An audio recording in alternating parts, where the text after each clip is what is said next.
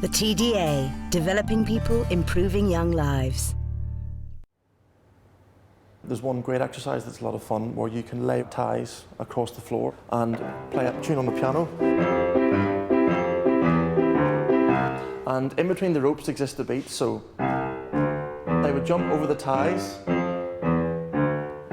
to feel the pulse.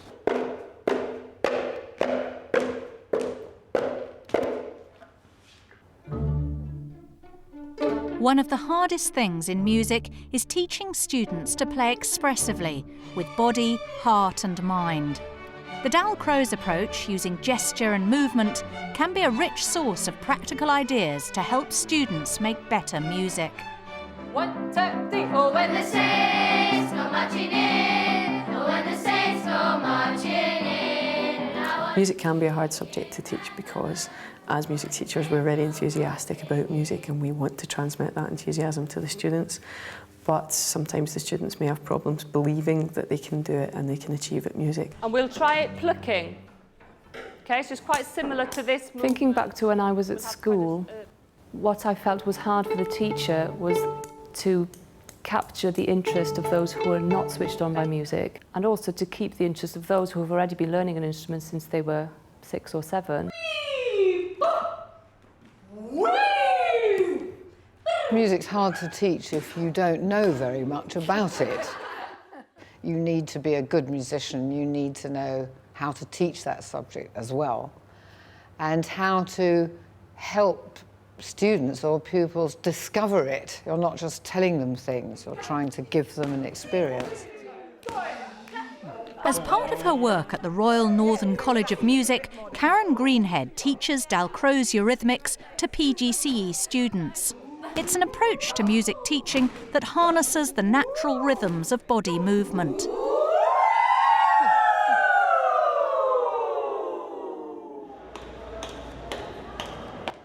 Here at the Royal Northern College of Music, I have students on a 2-year PGCE course.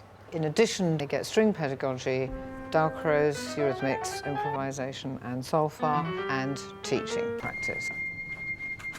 So you're going to create a little sequence for yourself and accompany it with your voice. Emile Jacques Dalcroze noticed that people spontaneously swayed or tapped their feet when they heard music, and he started devising exercises to train the natural human response to music. Dalcroze Eurythmics is a tripartite method. It's not just one thing. It is rhythmics, improvisation, and solfa. You should find all three present in any one lesson. But the thing that's completely unique to Dalcroze is the rhythmics class, which is why so many people think that's all it is. Well, it isn't. I very often use materials such as the rhythmic gymnastics balls because they give feedback to the person who's using them. And the sense of rebound is very, very important in playing because it's part of what gives you a good tone. It's really holistic, the way it looks at music as movement, as singing, as improvisation. All the three parts, they come into one.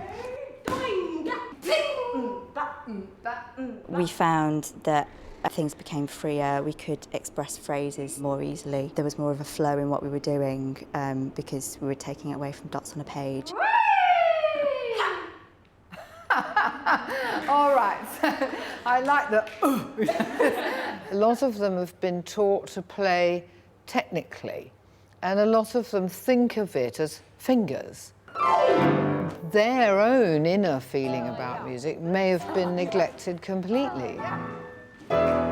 When the students come to work with the children, sometimes they're shocked because they find the children can do things that they can't. As part of their PGCE course, students go to Chorlton High School to observe children from the Manchester Youth Strings Project taking eurythmics and solfa lessons. The solfa teacher works with them mainly on the pitch, and the rhythmics teacher works with them mainly on the movement. But they will sing and do pitch-related things within the movement class, and they also move in the solfa. They're not just sitting down. That's why they're engaged all the time, because their whole body is constantly engaged in what they're doing. If you clap when you're feeling sad, if you clap. I had introduced some work with rests, and they were clapping the rest. Then we had, can you step the rhythm and clap the missing beats? If you clap.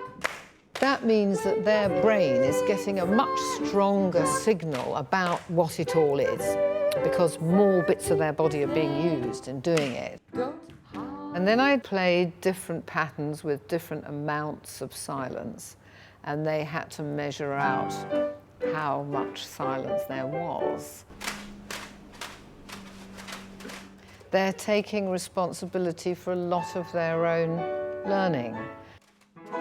There's a lot of them taking ownership of what they're doing. And so it's very empowering. Then maybe it's not just sound and silence, maybe it's two different parts. Maybe it's treble and bass. And they were in pairs. The child with the drum is only moving on the bass, and the child who taps what I play in the treble. And I wanted to do this because I want to teach them to hear into the texture of the music and not just the top tune. Especially players of upper instruments, like flutes and violins. They're so attuned to the treble sound, they don't necessarily really hear what's going on underneath. That's fatal in the string quartet. That's the top part, what's going on underneath? From the teacher's point of view, I could say it's amazingly hard work because you have to be 200% present. But it's also endlessly fascinating. It's the most completely creative way to teach that you could have. Practicing the Dalcroze approach in its purest form requires space for the movement exercises, which may not be available in a mainstream school environment. Backup and Rawtenstall School has a very positive approach to music and is taking part in National Music Week with many events around the school.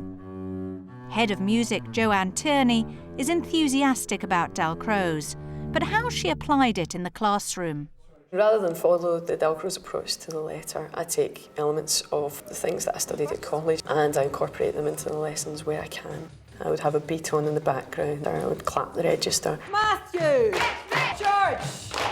Often I would use very sort of interactive starters. Then we went on to a singing activity, which looked at rhythm and pulse. Oh, when the saints go marching in. And this was to see if they could both clap the rhythm independently and also clap the pulse. So, pulse, rhythm. Then I wanted them to get a feeling of what it was like to have the steady pulse whilst they were clapping the rhythm. So that's why I got them into pairs.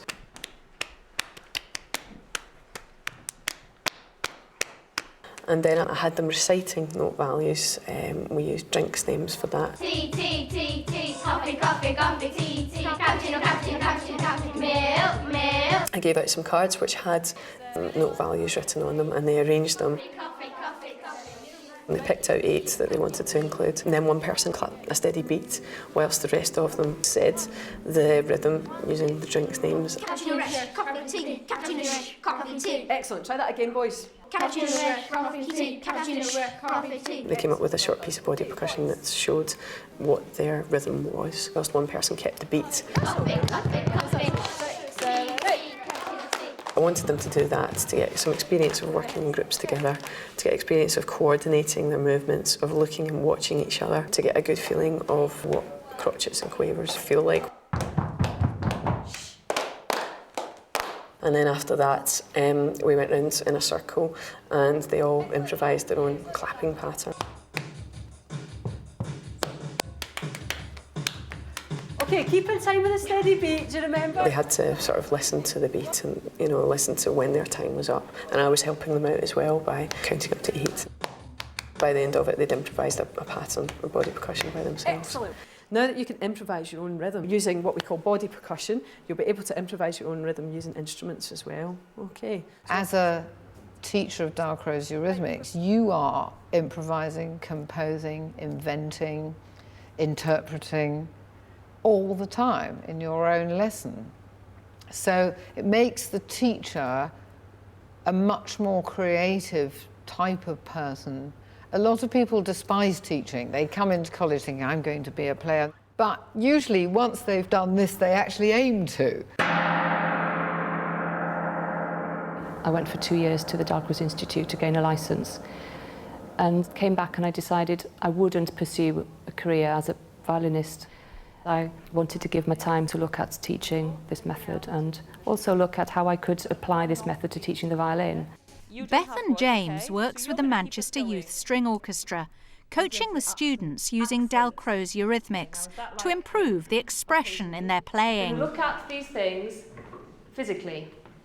But I think it can be applied to any ability and at any age. It just depends how flexible you can be as a teacher, I suppose, and see the potential of each exercise and adapt them. You have basic principles, and with those principles you create your lesson rather than opening a book and there is a lesson for you. That makes it a very rich experience, and that's why every Dalcroze teacher teaches in a different way. The difference in the way you move according to how I tap out the rhythm. The exercises I chose to do were invented for last night. They weren't things that I've ever tried out before. Dynamics is something that I feel you cannot really learn by simply sitting still, because it's to do with energy. The aim was for them to experience a surge of energy as they travelled.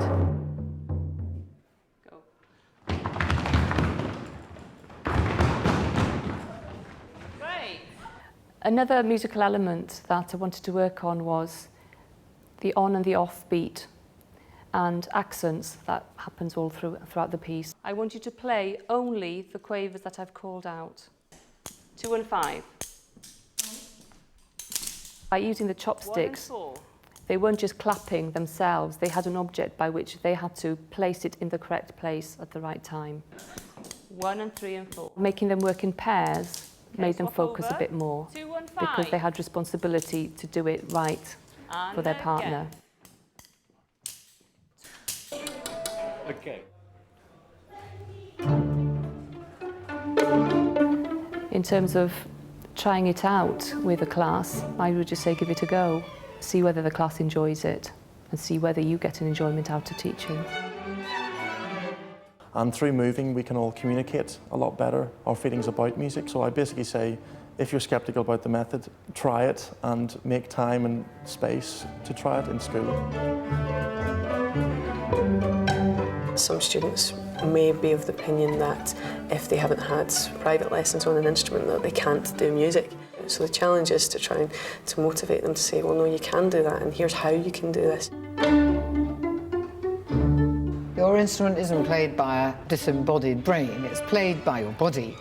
So the information that comes through you to the instrument has to come through your nerves, muscles, touch, guided by your ear, your sense of rhythm. The instrument doesn't just play by itself.